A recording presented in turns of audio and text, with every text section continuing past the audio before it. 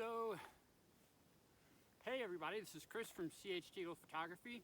I'm out here in Huntington, Vermont. On a normal day we'd have a pretty beautiful view of Camels Hump here, but we're kind of stuck in the clouds, so I'm going to hang out for a little bit and see what happens. Well, I thought I'd make a quick video and show you guys maybe some equipment and some safety for coming out and doing some hiking in the wintertime. You know, when I come out here, I'm out here solo. There's nobody with me today. You know, if I get in trouble, there's nobody to help. So, you know, I need to be more prepared, you know, than the average person going on a hiking trip with their buddies. I guess let's see, the first thing.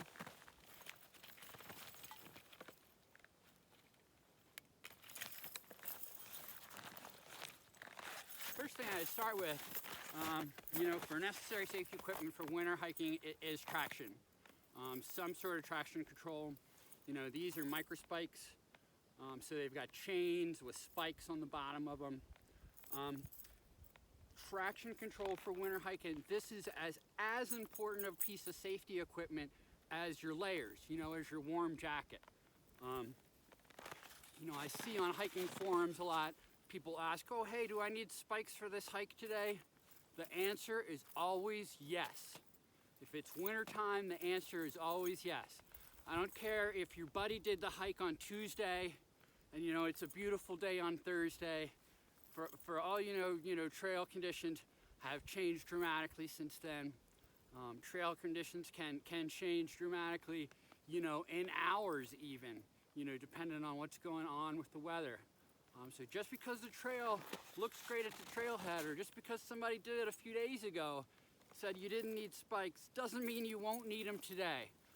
So these things, you know, they don't weigh a lot. There's just no excuse not to bring them with you. Okay. So,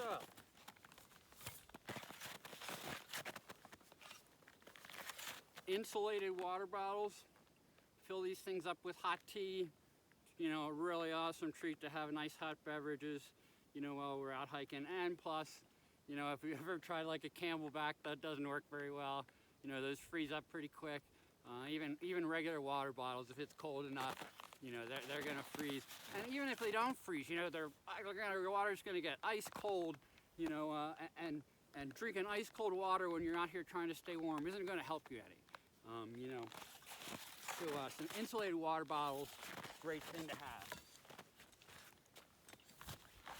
So, and in addition to hydration too, you know, you want to bring food, you know, for your body to stay warm and keep itself warm.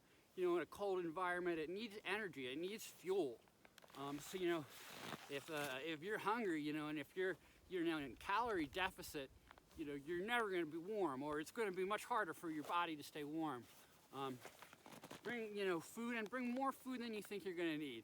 You know, a few extra granola bars, just in case. You know, it's always better to have a little bit more, you know, than you think you're going to need, just in case. You get stuck, you got a little more food, help keep you warm. So, I mean, we all know layers are important, right? So, but what layers to bring? What layers to wear?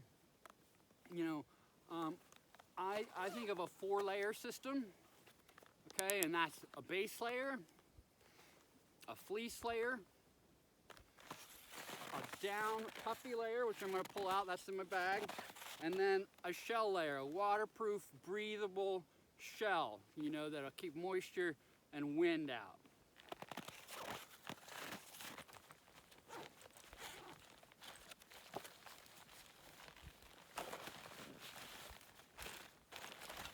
Down here in my pack is my puffy. It's an 800 fill down puffy. You know, I mean, it's a warm coat.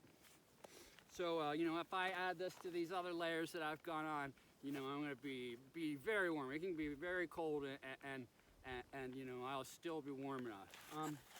So depending on kind of the layers, or depending on kind of the day, I do change some things up. I always do base layer, a fleece layer, a puffy, and a shell. But what I might change up is this fleece, and especially my base layer too. You know, heavier or lighter base layer and fleece layer, just depending on the day, whether it's going to be really cold or it's going to be a warmer day. Just for warmth and for gear, there are times when I'll bring more than this. There are times where I will bring a down quilt, and maybe even a ground cloth. And it's what those would be for is if I got in an emergency, if I got stuck and I had to wait out the night. You know, here, this hike I'm doing today, not real crazy. I'm not too worried about like slipping or breaking a leg or something, so I didn't bring that with me. You know, on that hike on Mansfield I did a couple weeks ago, I had that down quilt and I had that ground cloth just in case there was an emergency. You know, I could hunker down, be warm, and be safe. Goes without saying, you know, nice warm hat, gloves, glove liners. These will be like the best money you ever spent.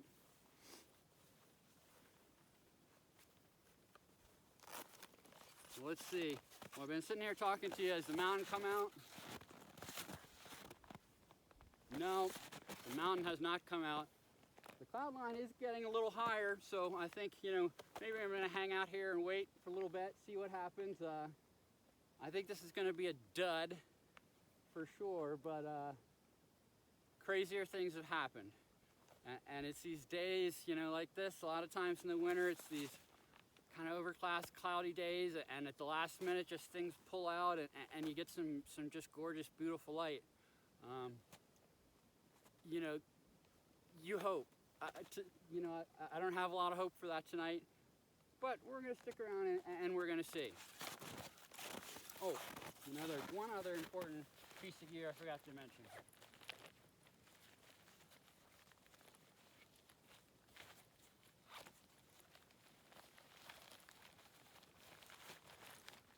A couple other things I forgot to mention, actually.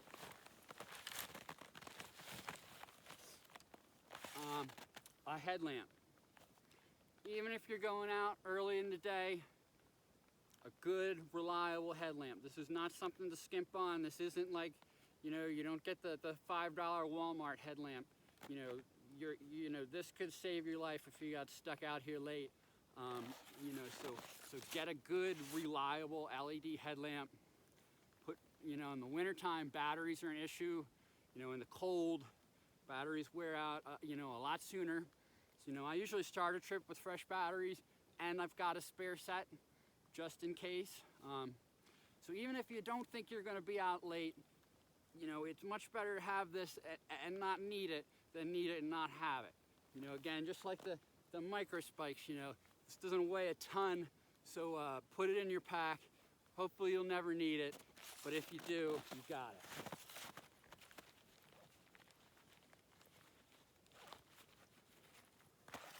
Speaking of just one other thing, we were talking about batteries. You know, in here I've got a little backup battery for my phone. You know, same thing. You know, your phone battery is gonna wear out a lot quicker. You know, when you're out here in the cold, especially a really cold day, and that thing could save your life. You know, if you need to call for help, your phone could save your life. So this backup battery, I always carry this with me in the winter in case of an emergency. You know, I don't have to worry about my phone dying. This thing's got 2 full charges in it. So a really good piece of safety equipment to bring on a winter hike. You know, all of these safety things, you know, you hope you never need them. You know, hopefully this is just dead weight, you know, in my pack. But if you do need them, you know, you're going to be very, very grateful that you pack those things. It's even getting the clouds, even getting a little higher. I'm going to try and keep a positive attitude. All right, guys, I'm going to show off, hang out here for a little bit, see if we get any light. Probably not, but if not, it was still a fun hike, and I hope everybody's doing good. Later on.